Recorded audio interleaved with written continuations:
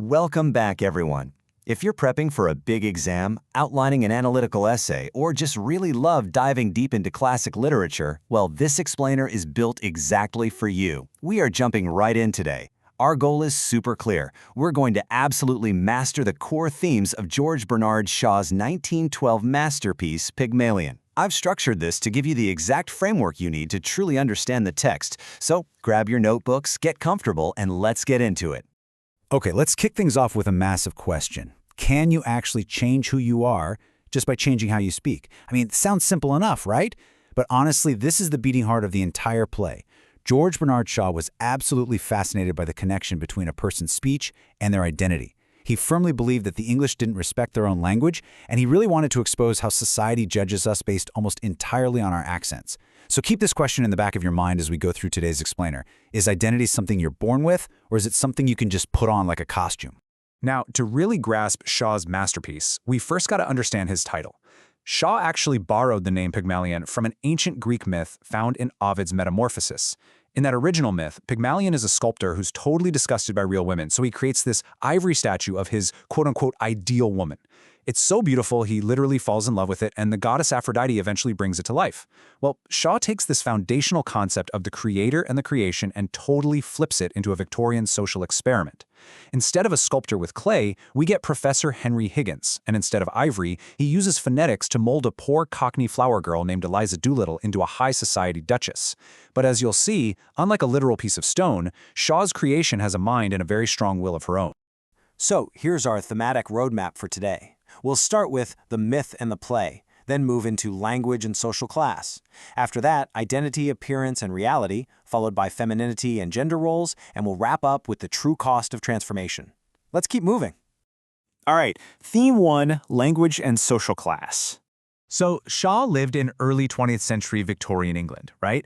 And this was a period characterized by incredibly rigid social hierarchies. You couldn't just mix with whoever you wanted. But for Shaw, the real barrier between the rich and the poor wasn't just cold hard cash, it was actually language. To bridge that gap, he introduces us to the science of phonetics, which is basically the study of speech sounds. Shaw actually wrote in his preface that the reformer England needed most was an energetic phonetic enthusiast. Enter our main character, Henry Higgins. Higgins makes his living studying dialects to the point where he can literally place a person's exact neighborhood in London just by listening to them speak for a few seconds. It's kind of like a superpower. To him, phonetics is the absolute ultimate tool for judging and eventually transforming people. And this stark divide is brilliantly illustrated right in the opening act.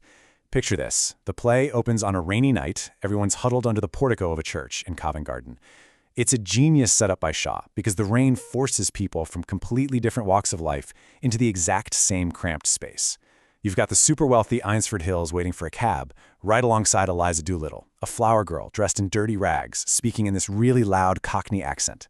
Just by opening their mouths, the dialect immediately separates them. It draws this invisible but completely impenetrable line right down the middle of the stage. Higgins sees this divide crystal clear. He says, it's filling up the deepest gulf that separates class from class and soul from soul.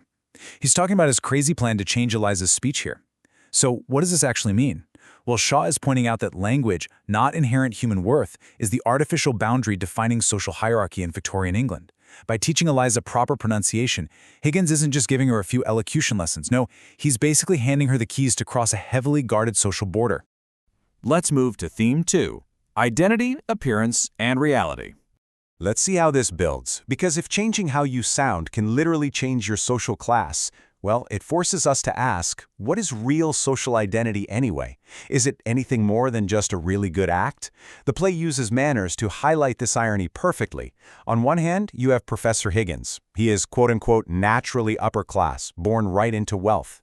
Yet he has absolutely terrible manners. He's incredibly rude, to the point where his own housekeeper, Mrs. Pierce, has to constantly remind him to behave properly. On the flip side, we have Eliza, a lower-class flower girl who, by the end of the play, is performing this graceful, perfectly polite role. She actually has way better manners than Higgins does. This proves a massive point for Shaw. Good breeding is totally an illusion. Manners are just a cultural habit, not some inherent trait tied to your bloodline.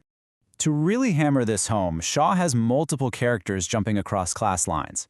Eliza obviously transforms through her newly learned speech and beautifully tailored dresses, but then look at her father, Alfred Doolittle. He starts off as one of the so-called deserving poor, literally begging Higgins for money. But thanks to an unexpected inheritance, boom, he's thrust into the middle class, forced to wear a top hat and give lectures. And the funny thing? He absolutely hates it. He constantly complains about middle-class morality. Then there's Clara Einsford Hill, a wealthy girl who is just so desperate to sound trendy and fashionable that she actually adopts Eliza's accidental lower-class swearing, thinking it's the new small talk. All three of these characters completely prove that social identity is mostly just an elaborate performance. The whole shebang is basically a stage play. Moving right along to Theme 3, Femininity and Gender Roles. Now, Eliza isn't just fighting a battle of class, she is trying to survive in a highly oppressive Victorian society that views women primarily as objects. Just listen to this brutal quote from Higgins early on. "A woman who utters such depressing and disgusting sounds has no right to be anywhere, no right to live." Yikes, right? It is incredibly harsh, but it accurately reflects the incredibly sexist environment of the era. Women, particularly from the lower classes, had virtually zero rights. They were often viewed merely as property, or just a means to an end. Higgins's total lack of respect for Eliza's basic humanity here really sets the stage for the deeply problematic power dynamic between the two of them. And the language the characters use to describe Eliza continues to highlight this awful objectification. Higgins literally refers to her as baggage, completely dismissing her as a person. But what's really fascinating here is that it's another woman, Higgins's own mother, Mrs. Higgins, who calls out this toxic behavior. She belongs to the upper class, yet she openly scolds Higgins and his friend Pickering, calling them infinitely stupid male creatures for treating Eliza like a live doll. She recognizes exactly what's happening. They are just playing a game with a real human being's life. This brings us to the core of the gender theme. Remember that Pygmalion myth we talked about earlier?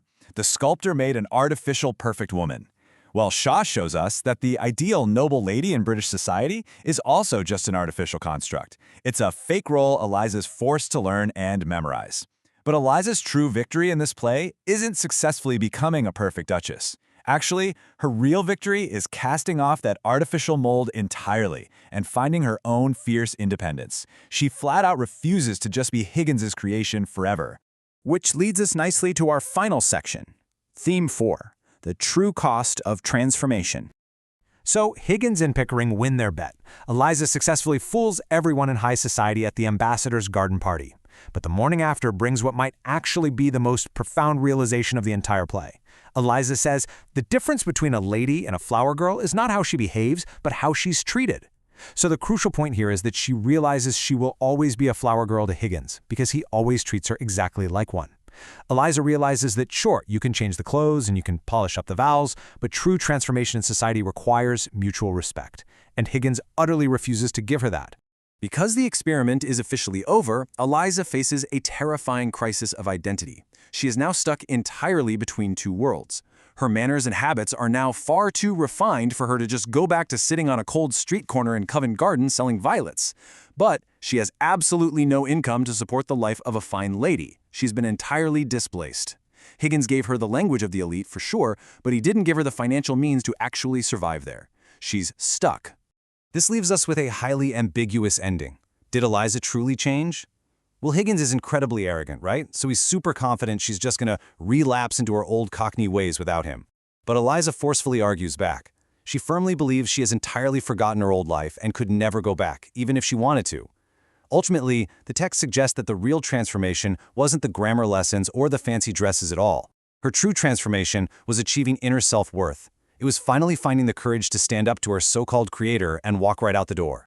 As we wrap up this explainer today, I really want to leave you with a final provocative thought to take into your own essays and discussions. Is Eliza truly a new person at the end of all this, or is her high society identity just an elaborate costume? Shaw really doesn't give us an easy answer, and honestly, that is the pure brilliance of the play. He forces us to question our own biases, our own societal structures, and the way we judge the people around us every single day. Keep questioning, keep analyzing, and I'll see you in the next explainer.